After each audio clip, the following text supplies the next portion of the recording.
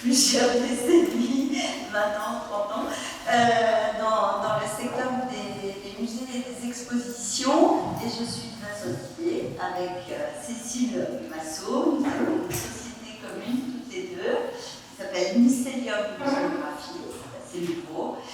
Et par ailleurs, nous enseignons, Cécile et moi, à l'université. Je vais laisser Cécile.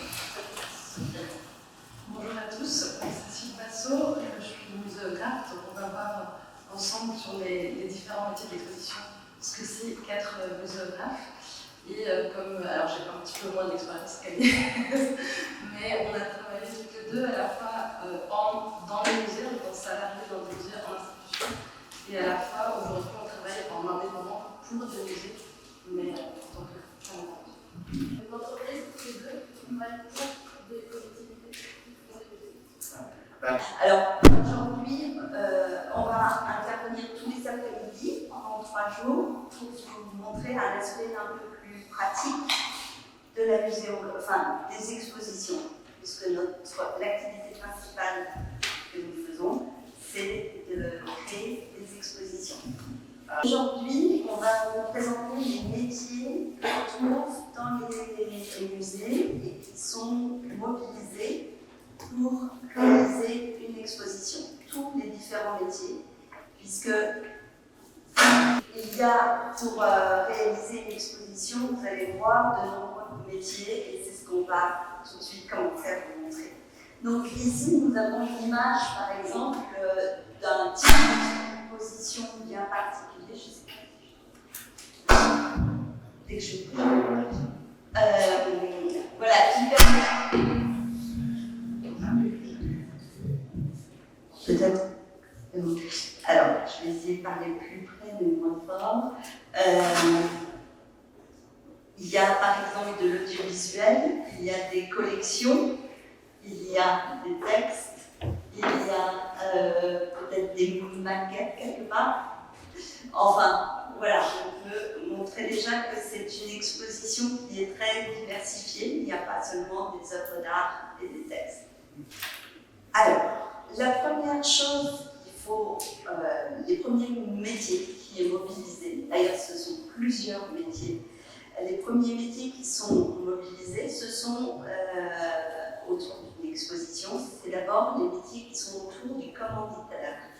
Le commanditaire, c'est celui qui porte le projet et donc qui va défendre le projet politiquement, puisqu'il y a toujours des élus politiques à convaincre. Pour convaincre les élus politiques, il va falloir définir les besoins, les objectifs et les moyens, surtout les moyens, en particulier les moyens financiers. On va défendre un concept, un parti pris, par exemple l'idée de faire un musée qui va s'adresser peut-être à une population touristique dans les régions touristiques ou des populations plus scolaires si ça se trouve sur des sujets liés à l'apprentissage scolaire. Donc c'est aussi le commanditaire qui va devoir, ou l'équipe du commanditaire qui va devoir chercher des financements. Donc il peut demander à différentes instances des subventions économiques ou privées. Une fois que le concept est à peu près établi, on fait une estimation aussi pour savoir quel type de compétences on va avoir pour faire cet établissement, ce projet d'exposition.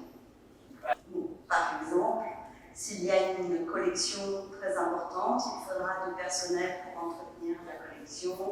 S'il y a beaucoup de public attendu, il faudra beaucoup de médiateurs. Donc ça aussi, c'est le genre de compétences qu'on peut définir en amont.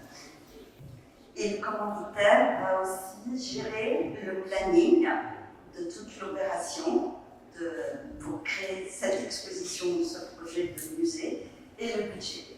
Donc, pour résumer, il y a une équipe projet, ce qu'on appelle une équipe projet, qui travaille généralement pour les services d'une collectivité territoriale, comme les villes, les régions, les départements en France. Alors, si c'est un projet public, comme très souvent en France, ça l'État, les provinces, les collectivités locales, les fondations, les collectivités locales. Et si c'est un projet privé, ça peut être des fondations, des entreprises. Il y a des entreprises qui ont des musées qui font des expositions ou des associations qui portent un sujet et qui veulent le diffuser par le biais d'expositions. Alors, le type de compétences qu'on retrouve dans une équipe projet, c'est qu'il y a forcément un chef de projet, et ça peut être le directeur de l'établissement, un responsable juridique, s'il y a beaucoup de questions de droit et de juridique. On va monter aussi un comité de pilotage, c'est un ensemble, un groupe de personnes, comité de pilotage, un groupe de personnes qui est composé des gens qui vont donner de l'argent de l'État, ou des départements ou des régions, tous ceux qui contribuent financièrement ou scientifiquement pour réfléchir au projet, qui seront dans ce comité de pilotage et qui vont valider à chaque étape du projet l'action de l'expérience. Et puis, on retrouve toujours dans cette équipe projet des chargés de communication qui peuvent être à certains moments mobilisés pour communiquer sur le projet. Et de plus en plus, nous avons besoin d'aller chercher de l'argent privé.